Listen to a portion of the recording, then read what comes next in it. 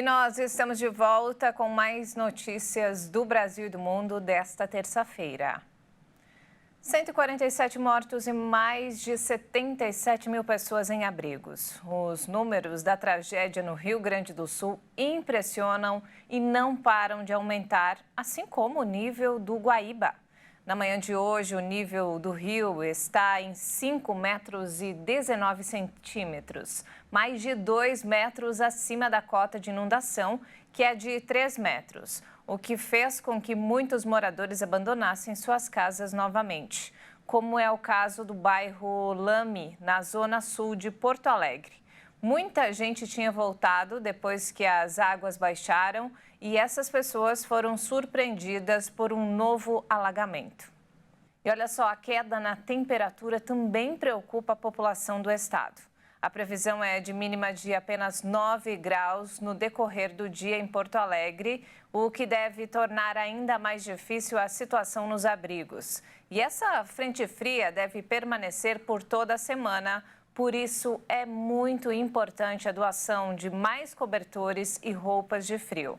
Por outro lado, os meteorologistas dizem que as chuvas devem dar uma trégua hoje.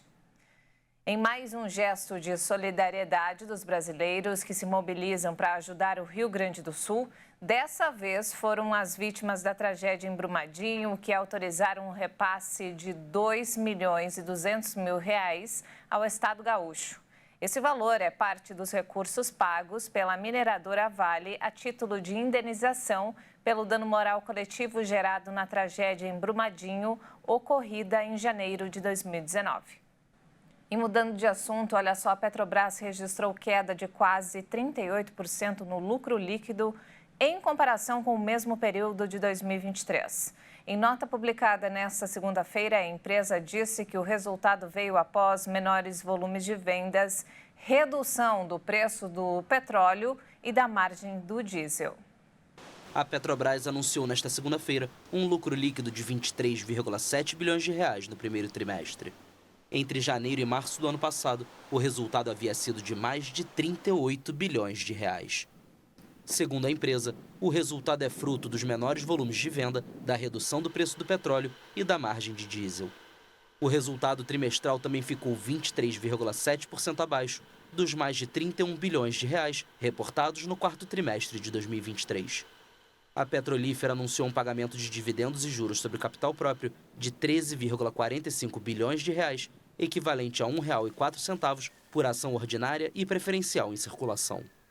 Em nota ao mercado, a Petrobras disse que esta antecipação da remuneração aos acionistas relativa ao primeiro trimestre de 2024 vai ser paga em 2 parcelas, em agosto e setembro. Começou ontem a funcionar mais uma fase do programa Desenrola. Desta vez, quem vai ter maiores facilidades para renegociar dívidas serão as micro e as pequenas empresas. Segundo o ministro do Empreendedorismo, Micro e Pequenas Empresas, Márcio França, o programa oferecerá aos pequenos empresários a possibilidade de renegociar as dívidas com descontos que variam de 40% a 90%. Podem participar do Desenrola pequenos negócios, os microempreendedores individuais, as microempresas e também empresas de pequeno porte. Em relação, então, ali ao faturamento anual, para que o negócio seja elegível, o faturamento tem que ser em média ali de 4,8 milhões a 5 milhões de reais. Além disso, a dívida precisa estar em atraso há mais de 90 dias, contados a partir do dia 22 de abril, quando o programa foi lançado. 2 ou mais dívidas também podem ser renegociadas, nesse caso, simultaneamente. As micro e pequenas empresas que queiram participar, renegociar, melhor dizendo, as dívidas, devem procurar diretamente ali os bancos ou outras instituições financeiras em que as dívidas foram feitas. E segundo, então, o governo, nesse caso, cada banco vai trabalhar de maneira muito individual e particularmente com esses clientes, justamente estabelecendo as condições para essa renegociação, que podem incluir descontos, prazos mais longos ou menores taxas de juros, por exemplo. Ainda disse o ministro, então, Márcio França, que as condições oferecidas pelas instituições, os valores das dívidas devem ali ter reduções entre 40% e 90%. Lembrando, então, que o Desenrola tanto ali para as empresas como também para as pessoas físicas, né, que possuem algum tipo de dívida com o governo, instituições bancárias, é uma aposta do governo para poder injetar mais dinheiro nos cofres públicos. E falando agora sobre o conflito no Oriente Médio, o conselheiro de Segurança Nacional do governo americano, Jake Sullivan, disse nesta segunda-feira que Washington não enxerga um genocídio em andamento em Gaza. Mas ele defende que é preciso fazer mais para proteger os civis. Vamos conferir. Acreditamos que Israel pode e deve fazer mais para garantir a proteção e o bem-estar de civis inocentes. Não acreditamos que a situação em Gaza seja um genocídio. Temos rejeitado firmemente essa proposição. As conversas sobre um cessar-fogo estão paralisadas e Israel continua a atacar a cidade de Rafa, no extremo sul do território palestino. O Ministério da Saúde do Hamas, que governa Gaza, anunciou nesta segunda-feira um novo balanço de 35.091 mortos desde o início da guerra.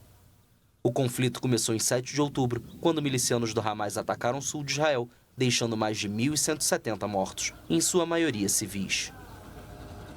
O secretário de Estado americano, Antony Blinken, faz uma visita surpresa a Kiev nesta terça e prometeu que o governo está enviando mais ajuda à Ucrânia para enfrentar a Rússia.